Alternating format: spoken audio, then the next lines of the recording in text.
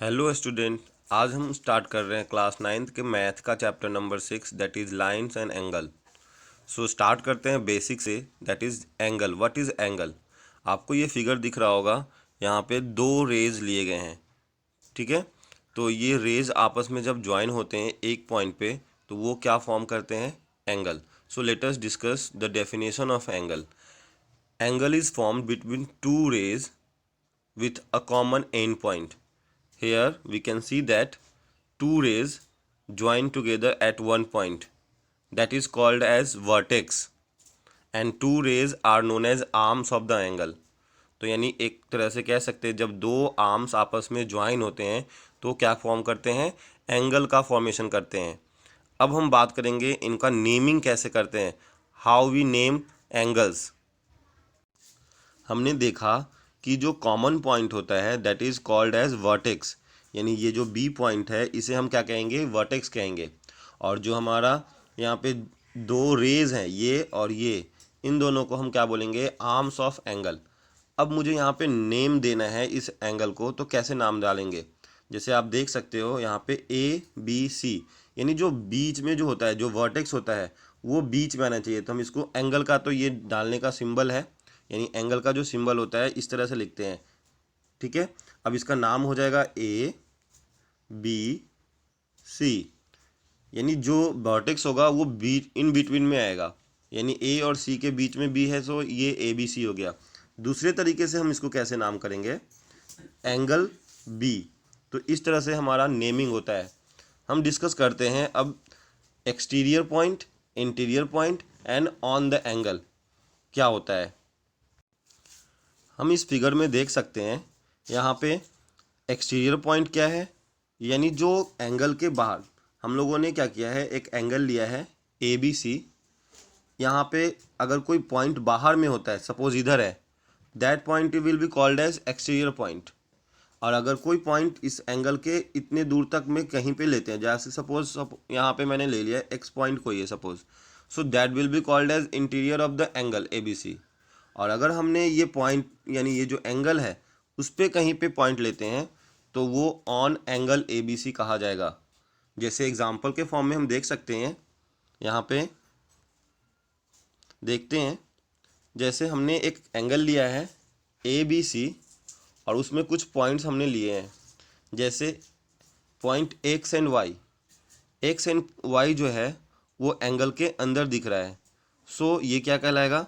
ये कहलाएगा interior of the angle ABC, यानी point x and point y ये क्या है? अंदर में है। So it will be called as in the interior of angle ABC। अब दूसरी बात कर लेते हैं, पॉइंट जेड की बात करते हैं। ये आपको दिख रहा होगा कि एंगल ABC पे है, सो इसीलिए इसे बोलेंगे Z is on angle ABC। Third बात करते हैं पॉइंट P एंड Q के बारे में। सो आपको दिख रहा होगा ये पॉइंट P है एंड ये पॉइंट Q है, जो कि आउटसाइड लाई कर रहा है, आउटसाइड ऑफ ABC।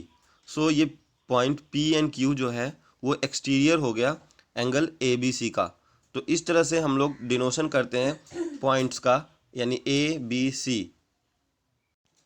हम समझते हैं कॉम्प्लीमेंट्री एंगल क्या होता है। अगर दो एंगल का सम, यानी if the sum of two angle is 90 degree then they are called complementary. Like here we can see, ये 30 डिग्री है और ये 60 डिग्री है। इन दोनों को अगर हम ऐड करते हैं, यानी 30 + 60, तो क्या होगा? ये 90 डिग्री देगा। तो यानी इसे हम क्या कहेंगे? कॉम्प्लीमेंट्री एंगल कहेंगे। यानी अगर दो एंगल का सम यानी 90 डिग्री हो जाता है तो उसे हम कॉम्प्लीमेंट्री एंगल कहते हैं। इसमें इस तरह से भी फाइंड करने के लिए आएगा कि अगर आपके पास एक एंगल दिया गया है, जैसे सपोज 60 डिग्री दे दिया है, find the complementary of 60। So what will you do? 90 में से आप क्या करोगे? 60 को माइनस करोगे, then you will get 30 degree, यानी that is the complementary of 60।